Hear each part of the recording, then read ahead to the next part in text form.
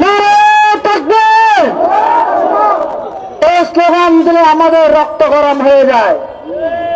ভারতকে দমানোর একটাই রাস্তা এই স্লোগান, এছাড়া অন্য কোন স্লোগান বাংলাদেশের মার্কেটে খাবে না।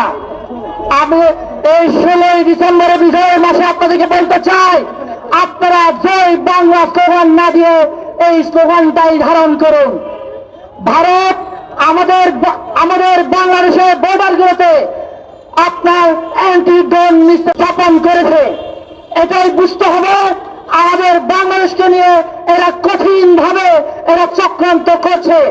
আমার পাহাড়ের ভাইয়েরা, আমি মনে করি এরা প্রস্তুত আছে।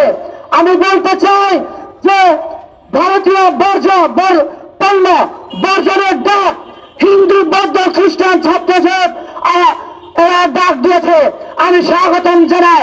আমি এর পাশাপাশি আমি খুশি হতাম যদি আমার বাংলাদেশের হিন্দু ভাইয়েরা ভারতের বিরুদ্ধে মিডিয়ায় এসে আওয়াজ তোলা শুরু করত। আমার বৌদ্ধ ভাইয়েরা, আমার খ্রিস্টান ভাইয়েরা মিডিয়ায় এসে আওয়াজ তুলত।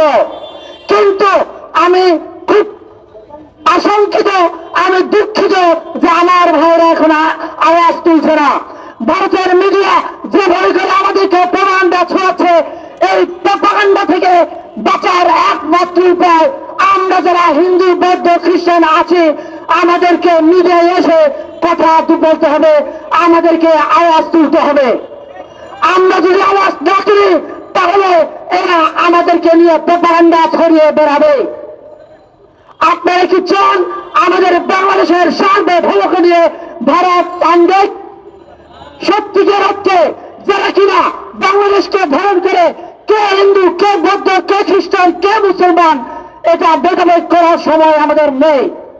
আপনারা সকলে জানেন আমাদের ফেনী চিকেন লেকের মতো একটা অংশ, এখানে আপনার ভারতীয় নাগরিকদেরকে উৎসাহ দেওয়া হচ্ছে যাতে করে ওই অঞ্চলগুলোতে জমি ক্রয় করা হয়।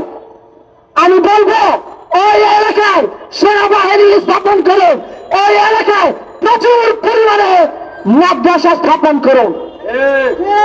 মাদ্রাসাকে প্রচুর পরিমাণে ভারতীয়রা ভয় পায়, আমি জানি না কেন ভয় পায়।